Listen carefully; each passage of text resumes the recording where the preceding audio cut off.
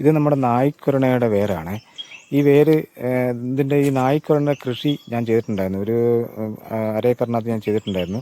അപ്പോൾ ഇത് നായ്ക്കുരണയുടെ ഈ കൃഷിയുടെ വിളവെടുപ്പൊക്കെ കഴിഞ്ഞു. ഡിസംബർ ജനുവരി ആയപ്പോൾ ഇതിൻ്റെ വിളവെടുപ്പൊക്കെ കഴിഞ്ഞിട്ടുണ്ട്. അത് എന്നിട്ട് ഉണക്കാനിട്ടുണ്ട്. ഇതിൻ്റെ വേരെന്ന് പറഞ്ഞാൽ മാർക്കറ്റിൽ ഇത് കഷായം വെക്കാൻ വേണ്ടി ഇതിൻ്റെ വേര് ഉപയോഗിക്കുന്നുണ്ട്. ഇതിന് മാർക്കറ്റിൽ 6000 മുതൽ 8000 വരെ ഇതിന് കിലോയ്ക്ക് വിലയുണ്ട്. ഇതിനിപ്പോൾ നമ്മൾ ഇതൊക്കെ മൊത്തം ഈ കിളച്ചെടുത്തിട്ട് ഇതിൻ്റെ വേരൊക്കെ എന്നിട്ട് നമുക്ക് കഴുകി ഉണക്കാനിടുന്നത്. അപ്പോൾ ഇത് നമുക്ക് കഴുകി എടുക്കണം. ഇത് നമ്മൾ നായ്ക്കുറിന മൊത്തം അതിൻ്റെ വേര് മൊത്തം കിളച്ചെടുത്ത വേരാണിത്. സാധാരണയായിട്ട് നമ്മൾ ഈ നായ്ക്കുറിന നട്ട് കഴിഞ്ഞിട്ട് അതിൻ്റെ വേരെടുക്കുന്നത് വളരെ കുറച്ചേ കാണുള്ളൂ, അധികമൊന്നും ഉണ്ടാവില്ല.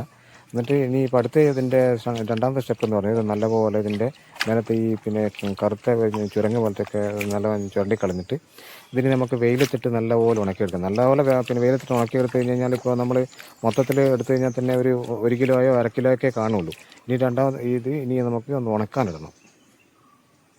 ഇത് നമ്മളിപ്പോൾ അതെല്ലാം മൊത്തം കളച്ചെടുത്തിട്ട് ഇത്രയും വേരുകൾ മാത്രമേ നമ്മൾ കിട്ടിയിട്ടുള്ളൂ. ഇതിനിപ്പോൾ നല്ലപോലെ കഴുകിയെടുത്ത വേരാണിത്.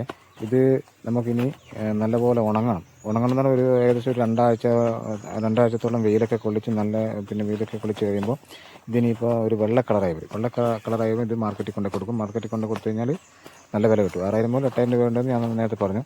അപ്പോൾ അതുപോലെ നിങ്ങൾക്ക് അറിയാവുന്നവരൊക്കെ ഉണ്ടാവും, ഈ കാട്ടിലൊക്കെ ഇതിൻ്റെ ഉണ്ടാവും. ഇത് ആദിവാസികൾക്കും കുറിച്യന്മാർക്കൊക്കെ ഇത് ഒരുപാട് അറിയുന്നതാണ്. അവരൊക്കെ അങ്ങാടി മരുന്നുകൾ കൊണ്ട് കൊടുക്കുന്ന കടയിൽ ഇതുപോലെ ചെയ്ത് കൊണ്ട് കൊടുക്കുന്നത്.